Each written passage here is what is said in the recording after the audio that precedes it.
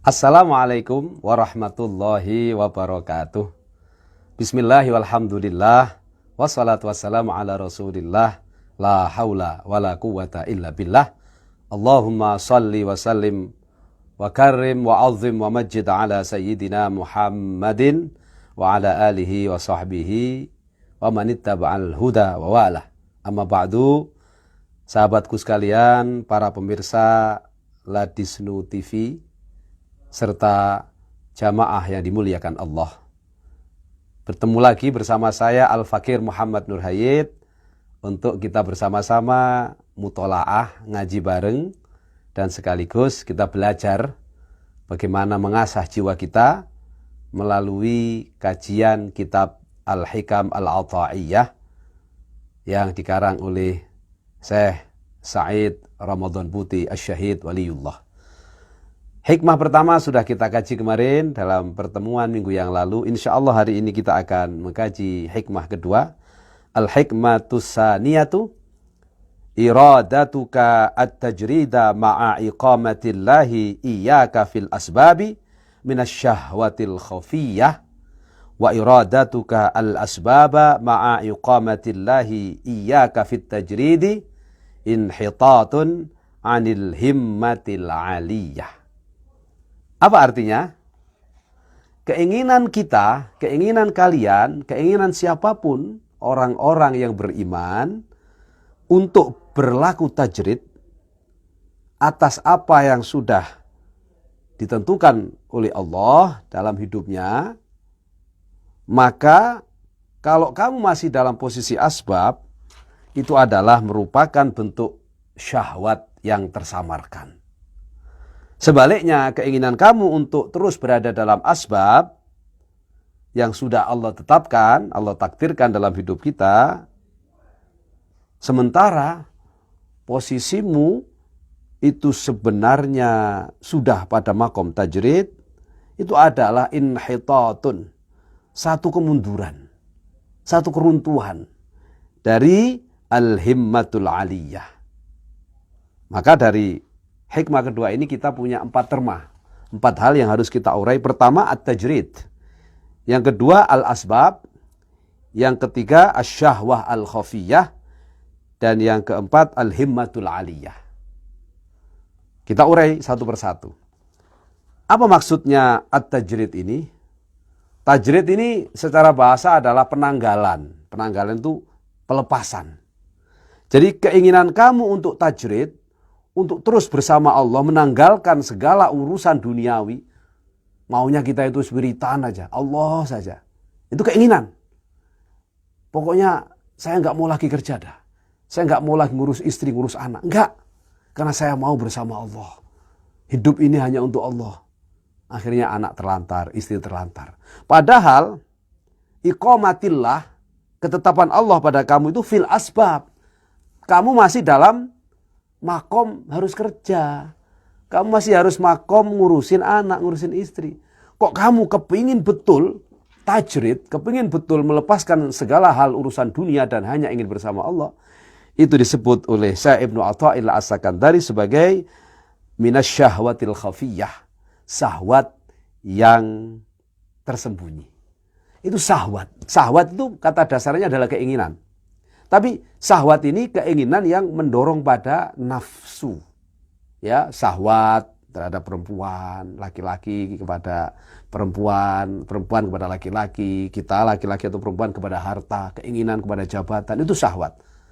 Nah, syahwat yang tersamar itu adalah syahwat saat kita ingin terus bersama Allah, padahal di belakang kita itu ada banyak amanah yang harus kita tunaikan. Salah satunya amanah anak, istri, dan keluarga. Maka hati-hati, kita beragama tetap harus dalam bimbingan seorang guru dan kiai yang tahu di mana makom kita. Aina aqamakallah, di mana Allah menempatkan kamu saat ini. Kalau memang makom kamu sudah makom tajrid, ya sudah, jalanin wirid. Rezeki akan Allah turunkan, rezeki akan Allah kirim dengan caranya Allah min haitsu la yahtasib. Tapi kalau makom kamu masih makom asbab, jangan macam-macam. Kayaknya wiritan terus, nanti kan rezeki tidak akan tertukar, Pak. Katanya bilang gitu. Salah. Justru bakal tambah miskin kalau begitu. Karena makom kamu sejatinya makom asbab. Apa makom asbab itu? Makom di mana kamu harus melalui perantara-perantara untuk bisa eksis dan mendapatkan ridho Allah.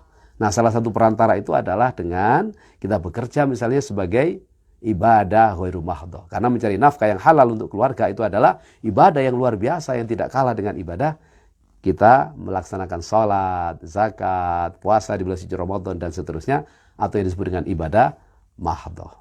Itu poin yang pertama. Sebaliknya, wa iradatuka al-asbaba ma'a iqamatillahi iyyaka fit tajridi inhitatun 'anil himmatil 'aliyah.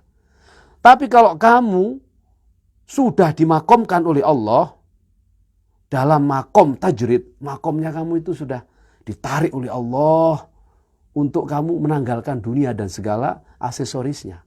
Jadi kamu sudah mursyid, sudah menjadi pemimpin spiritual. Allah sudah cukupin semuanya. Kok kamu masih ingin dunia?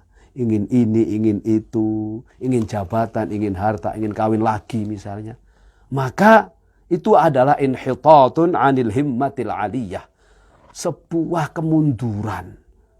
Sebuah keruntuhan dari makom kamu yang sudah pada himmah. Himmah itu apa? Himmah itu keinginan, tapi keinginan yang posisinya berbeda dengan syahwat. Ya, kalau syahwat itu keinginan yang menuju pada sifat kemanusiaan seperti makan, minum, jalan-jalan, jabatan, seksual dan seterusnya, itu namanya syahwat. Tapi kalau himmah ini keinginan yang terus menuju kepada yang lebih mulia, lebih luhur, lebih tinggi. Itu namanya himmah. Nah, termasuk keinginan kita terus bersama Allah. Oleh karena itu, keinginan atau himmah ini punya konotasi yang positif. Selalu ingin berada pada posisi yang tinggi, yaitu keinginan bersama Allah. Nah, kalau ada orang yang makomnya tajrid, makomnya sudah meninggalkan dunia, menanggalkan dunia, melepas dunia, fokus untuk Allah, fokus untuk akhirat, kok dia masih kerja, sibuk ngurusin bisnisnya, sibuk ngurusin urusan dunianya, ngurusin istri, anak. Dalam artian ngurusin istri anak itu pengen kawin lagi, punya anak baru lagi.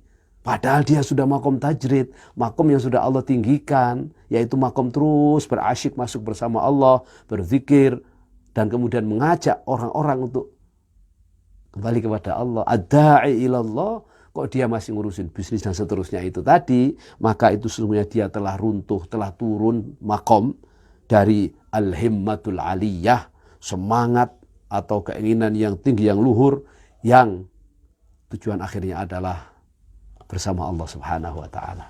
Maka dari tema ini kita bisa mengambil kesimpulan sebagaimana yang ditulis oleh Syekh Sa'id Ramadan Buti, naqulu lahu 'alaika qabla kulli syai'in an tanzura fil hali awil manahi alladhi aqamakallah. Maka sebelum kita mengambil jalan atau suluk untuk kembali kepada Allah dalam menjalani kehidupan kita sebagai seorang hamba ini, evaluasi dulu, renungkan dulu, di mana sih Allah menempatkan kita saat ini? Di mana Allah menjadikan peran dan posisi kita saat ini? Itu dulu dijawab. Kalau kita sudah merenung, kita sudah mengevaluasi, Allah sudah menempatkan posisi kita sebagai posisi asbab, maka tidak usah macam-macam kita berkeinginan untuk tajrid. Ada kerjain asbab itu. Dan posisi asbab bukan berarti ini posisi hina atau posisi lemah atau posisi yang tidak bernilai. Posisi asbab juga posisi yang sangat luar biasa ketika niatnya semua itu lillahi ta'ala, ibtigha'an mardatillah. Sebagaimana hadis Rasulullah sallallahu alaihi wasallam, innamal a'malu binniyah wa innamal likulli imri'in ma nawa. Faman kanat hijratuhu ila Allah wa rasulih fa hijratuhu ila Allah wa rasulih, wa man kanat hijratuhu ila dunya yusibuha aw imra'atin yunkihuha fa hijratuhu ila ma hajara ilaih. Rahus sahihain. Subhanallah.